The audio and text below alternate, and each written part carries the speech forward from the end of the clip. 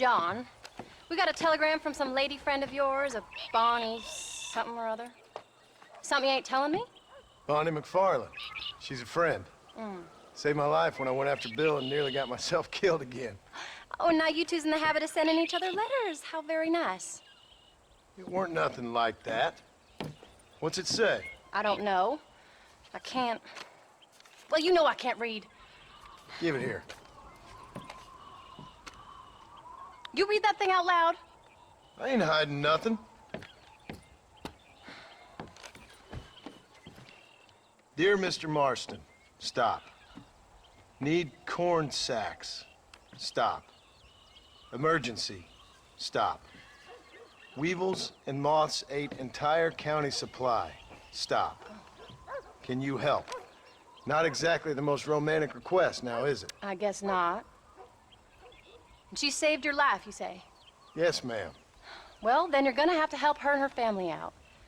We've got a plentiful supply of corn sacks over near the silo. About the one thing Uncle didn't manage to have stolen while we was gone. Okay. Hurry back, John. And John, what's she like? You know. A little bit like you, I guess. She's a woman in a man's world.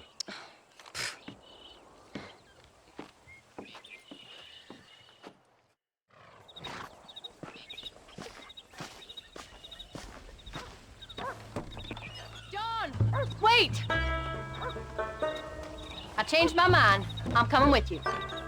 What are you waiting for? We better hurry. Come on! I don't think I can let you go off again without me. Fair enough. I'm glad of the company. You only had to ask. Ask? I was waiting for you to ask me. I thought you'd want to keep an eye on the boy. Oh, while you were off cavorting with cowgirls in the next county? I don't think so, John Marston. You only just got home. That Jack has seen enough of me for a lifetime. So, is she married? This Bonnie McFarland? No. What does she look like? I don't know. Pretty normal, I suppose. Normal? What? Normal like me? No. Normal as in 2 eyes, mouth, nose, that kind of normal. Besides, ain't no woman fine as you. A little flattery. Now we're finally getting somewhere. If you find yourself in a hole, the first thing to do is stop digging. Another pearl of wisdom from John Marston. I sure do miss those. I never took you for the jealous type, Abigail. I ain't jealous so much as curious. You heard what she wrote. It's just some corn. She saved my life, and she was decent enough to me, so I owe her this much at least. How did she save your life anyway? She found me half dead on the side of the road and took me to the doctor. Most folks would have left me there. Half dead from what? Bill didn't take so kindly to me visiting unannounced. Bill never did like surprises. How was he? Same as he was when we left. Angry and dumb. Taking his revenge out on the world. People down there was really scared of him. Of Bill? You gotta be kidding me. He was only frightening if he was afraid of dumb fools. Bill weren't so bad, but when Dutch went crazy, Bill took it hard. For a while, we all thought we'd found something right. Better way to live, but it was just a lie. So you saw before they did. Maybe. But there was still kind of a family. A family that left you for dead. You knew the truth, John, and they hated you for it. Where did they take you? Who? Those government bastards. Where did they hold you and Jack? I ain't sure. They kept their eyes covered there and back. Can't have been too far from here, though. They treat you right? It ain't the first time I've had a gun to my head, John. You're forgetting your marriage proposal. Very funny.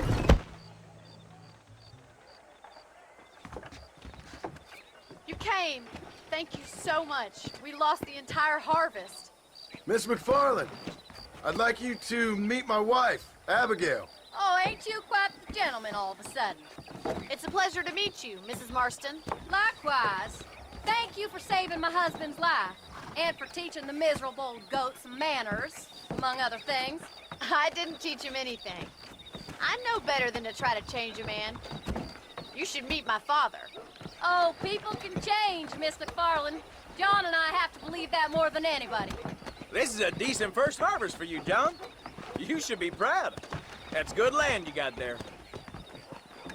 How are you feeling, Mrs. Marston? From what your husband told me, it must have been awful for you. I've been through worse, and I knew he'd be back before too long. He can't cook a meal to save his life. Abigail, in my darkest hours, when I was most homesick, just the thought of one of your rat meat stews kept me pushing forward. Well, about as amusing as a weeping saddle sore, ain't he, Mr. Farland? If you're gonna start yammering about women's work, John, I'd say you might be in the wrong company. I'd say so, too. I never felt so outnumbered.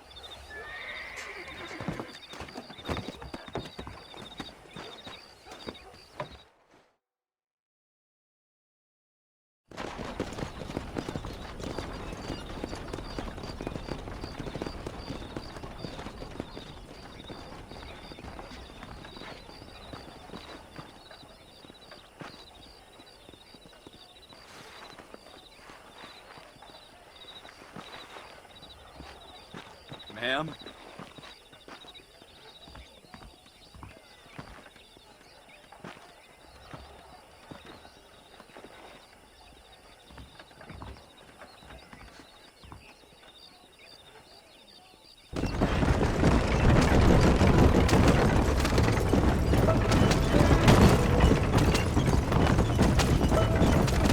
So that was the famous Bonnie. That was her, all right. She's pretty. She's normal, like I said. Well, you always wanted to be a rancher. I'd have thought she'd be just your thing. The perfect rancher's wife, if I ever saw one. I already got a rancher's wife. I'm only teasing. I like her, and I'm glad she saved your life. Most of the time, anyway. The McFarlands are good people. She did blush redder than a shepherd's sunset when she saw you, though. I have that effect on women. You've clearly had one too many blows to the head. You ain't wrong about that, Mrs. Marston. That's what a ranch they got there. That'll be us someday. As soon as we get back on our feet. I don't know, John. How many times can we start again? An outlaw and a working girl. We ain't exactly farmers. We are now. Forget that life. It's over. Do you really believe that? We have to. It's the only way we'll ever have a future. The life we led, that doesn't go away. It's never over. You think those government men are just gonna leave us alone now? The old gang's dead. I did what they asked. And that's it? A life of crime forgiven? We're back together, ain't we? Until they decide you owe them something else. Sometimes I think I was the stupid one for believing I could get out. Maybe Dutch, Bill, and Javier were just being honest with themselves. You ain't perfect, John, and I sure ain't. But you're better than they are, than they were. Maybe we can't change. But we gotta try, for Jack's sake. Even if we have to start again 100 times. It's better than going back to what we were. How's Jack doing? Angry, upset. He's been through a lot. I hope he's gonna be all right. It's gonna take time. For a while, his world was safe, normal even. Then it got turned upside down again. He ain't saying much about it. I've tried to talk to him, but how do you explain any of it? What do you say when he asks about Uncle Phil and Uncle Dutch?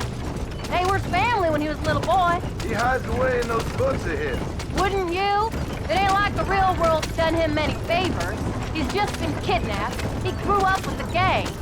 That's no life for a boy.